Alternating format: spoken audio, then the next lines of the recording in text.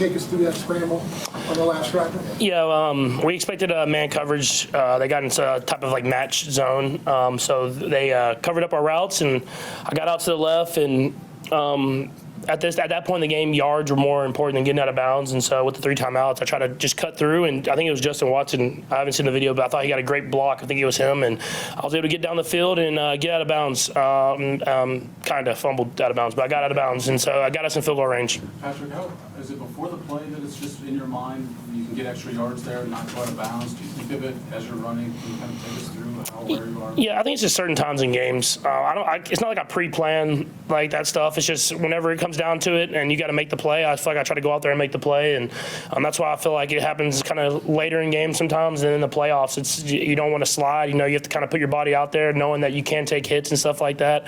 But we've been able to make some big runs and some big moments. Could you have made that scramble a couple weeks ago, considering you were dealing with the ankle? I mean, I don't know. I think I always think adrenaline will get you through it. But it is helping a lot when you get a little bit healthier and you can kind of get your body back into it. And a credit to the training staff. They stayed on top of me about being in there as much as possible. And I finally was able to get off that list this last week and kind of get back to just my normal routine. And we went out there and made something happen. What was the mindset of the offense at the onset of the drive? Yeah, I mean, you want to get as close as possible, give our guy a chance to make a field goal. We call it where you go down at the 2-yard line, 1-yard line, whatever it is. And we were just trying to get a completion first, which we did. And then I think I still could have thrown it out there a little bit further for Xavier. But other than that, I thought we executed at a high level like we were in that moment. Just we got to be better in the whole entire fourth quarter, not just in those big moments at the end of the game. What kind of confidence did you have in the rookie to make that kick in that situation? I mean, I had a ton of confidence. I've seen him do it in practice. Since he's been here, he's been going out there working. And so I had a ton of confidence. We got him into his sweet spot, and he nailed it right through there. Patrick, I know the red zone probably isn't what you wanted, but you scored in 6 of the 8 drives today. Are you pretty pleased with just the progress you made with the offense as a whole? Yeah, I thought we did a great job moving the football. Like you said, you got to execute at a higher efficiency in the red zone. But I mean, that defense is a good defense. I mean, they've played hard the entire year. They have a great defensive coordinator, a lot of great players that I've went up against in other places.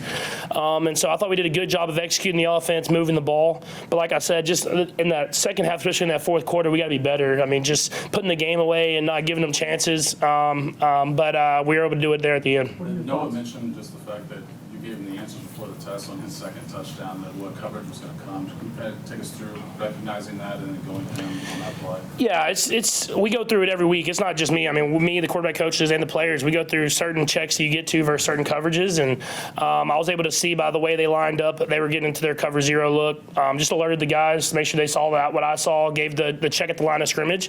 And then you trust your guy to go out there and make a play and just put it up there. Well, like I threw a great ball, just put it up there and let him just go up and make a play. What were your thoughts on watching Bryce Young up close? Yeah, no, I thought he played his tail off, man. He throws a really good football. You know, it's funny. I think Texas Tech was the first one to offer him when he was in 8th grade, and I was at Texas Tech. So I remember watching his highlight tapes then and knew he was going to be a great player. And obviously, he went to Bama and was the first draft pick. But I think it's been cool to see him bounce back these last few weeks and play some great football because, you know, I know he has it. 'Cause I've seen it for a long time. And he gave us a scare today, man, because he played his tail off. You weren't threatened by 8th grade Bryce Young. I was hoping to be out of there before he got there. So, no, he's been a great player for a long time and won a lot of football games. Patrick, what is it with these close wins you guys? Is that a good thing or bad thing, heading forward? Do you like to have a few blowouts? Yeah, I mean, you always want to have some blowouts. You want to be a little calmer in the fourth quarter. But I've always said it can be a good thing as you get to the playoffs and later in the season. Just knowing that you've been in those moments before and knowing how to kind of attack it, but play by play, not making it too big of a moment. But no, I mean, I would say this more than anybody. I would love to win a game, not by the very last play. The last one, Nate. Patrick, I asked a couple guys in the locker room, like, you guys have talked so much about, like, the grind of the season. When that phrase kind of gets mentioned, does it remind you of days like today?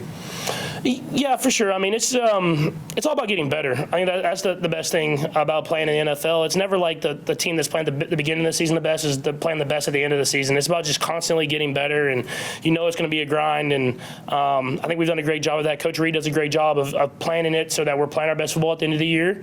And there's a lot to learn from today. There's good, there's bad.